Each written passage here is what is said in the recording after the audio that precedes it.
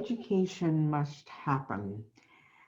This takes me back to my childhood, but I want to talk about education must happen from three different levels: basic life morals and values, foundation of life goals, and implementation of life goals and objectives.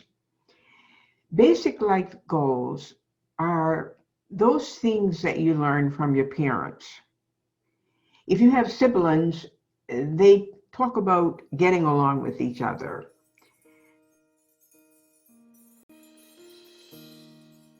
And one of the basic things that my mother and dad taught me was don't lie.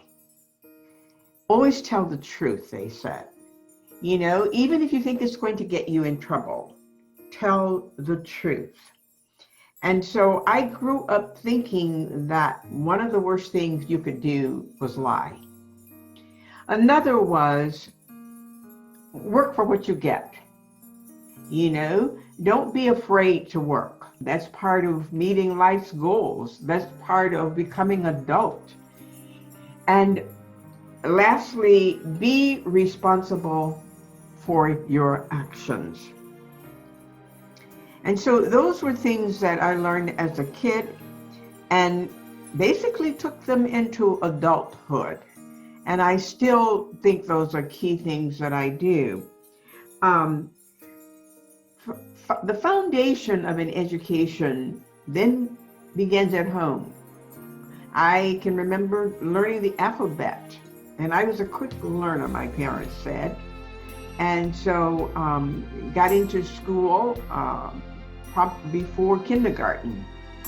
Elementary school is where you learn social skills, how to get along with your classmates. And so I had learned a little bit of that because I had lots of brothers and sisters. But elementary education is very important. Then, of course, you move on to high school and you learn more values, more goals. I entered high school at a very young age. I was double promoted. I think I was probably somewhere about 11. I graduated from high school at 15. I was in college at 15, but after 2 months of being in college, I turned 16. So everything was kind of fast-paced with me. But I learned a lot of things about education. One of the key things that I did not learn was that I had very important things to say. I thought if it didn't come out of a book, it probably wasn't worth your hanging on to. And I would read all of these things in books, and so I accepted them as truths. And I didn't recognize that they were just opinions of the writer. I didn't think I had very much to say that people would accept as truth. Many, many years into adulthood, that I recognized that much of what I read was just an opinion. I married a military man, so I began to travel with him at various parts of the country as well as the world. I lived in Germany for 3 years, lived on Okinawa for 3 years, taught school on Okinawa, Japan. Music was very important to me.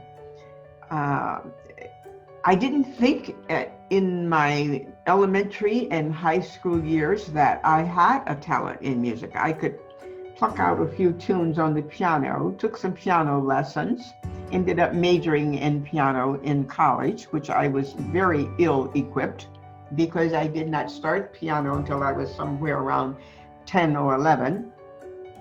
And I didn't have a teacher but 1 year, and I was mostly self-taught. I was in for a rude awakening when I got to college my freshman year, seeing those piano majors zipping up and down the piano, and I was astounded by it. I had never seen a freshman who became my friend play as well as she did. And she had been taught by one of the teachers at the college. My voice was discovered when I was in college and I became a voice major. One of the things that the teacher said to me, a teacher that I revered, was Dr. Robert Henry. And he not only taught us vocal skills, he taught us also life skills. And he said, you know, all of you are not going to be prima donnas. You're not going to be like Leontine Price. And Leontine Price was from Mississippi, and that is where we were. And he said, you need to learn how to make a living.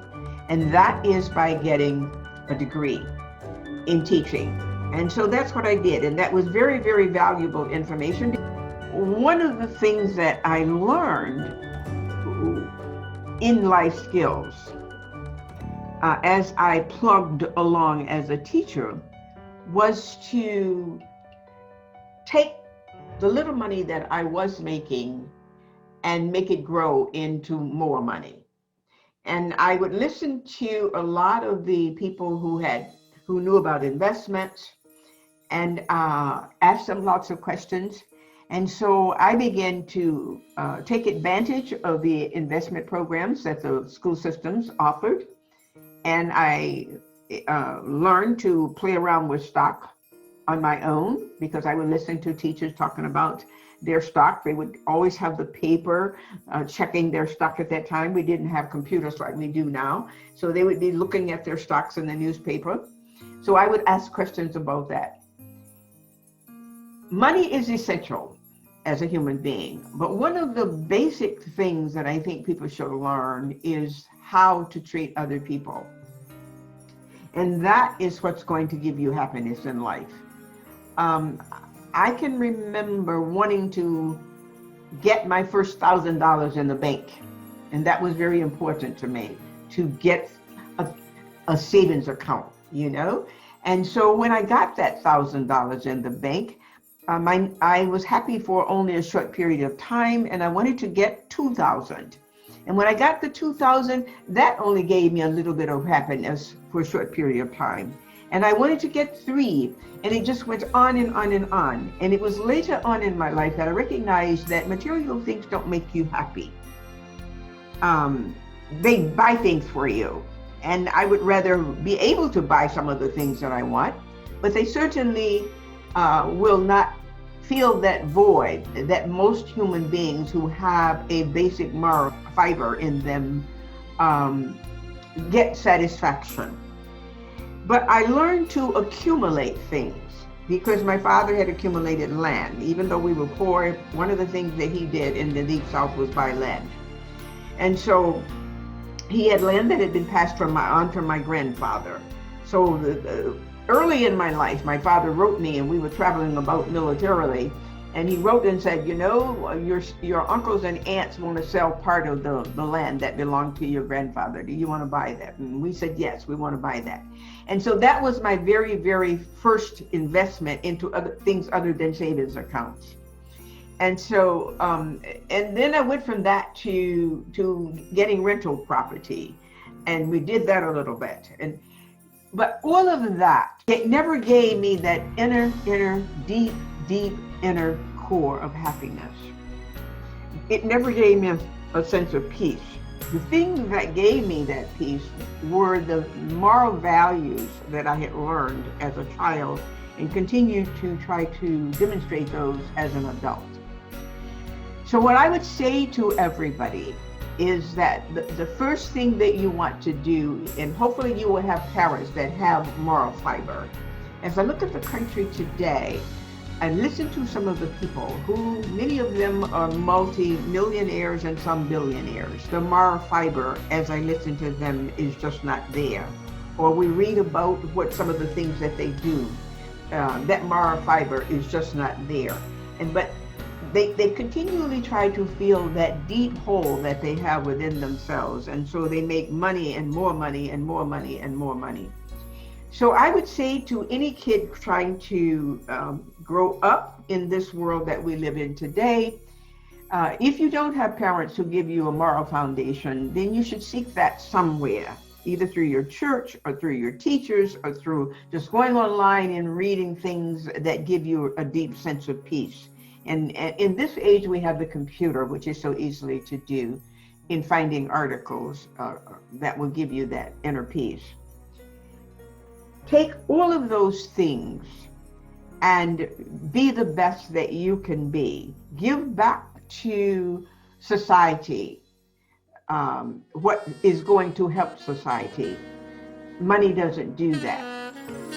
Money just allows society to purchase things as it does you. So my last thing that I would say, that education must happen, and it's education from various aspects of life. Moral aspect of life, getting a basic foundation from elementary education all the way through to high school, college, and higher education. I happen to decide to get the highest degree in land. You may not want to do that. You may focus on business or another skill set or a combination of those. But find a life skill set or educational preference and use it to contribute not only to yourself and family, but to society.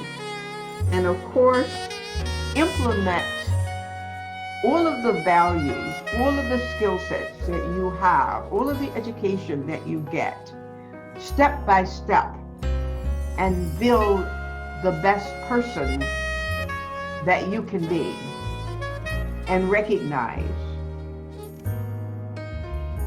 that you are passing something on to the next generation. But my key thing is, whether it is moral or whether it is basic education and life skill sets, education must happen. And this is Reality Talks, saying, when we talk real, or we don't talk at all. Dr. Mimi Smith, signing off.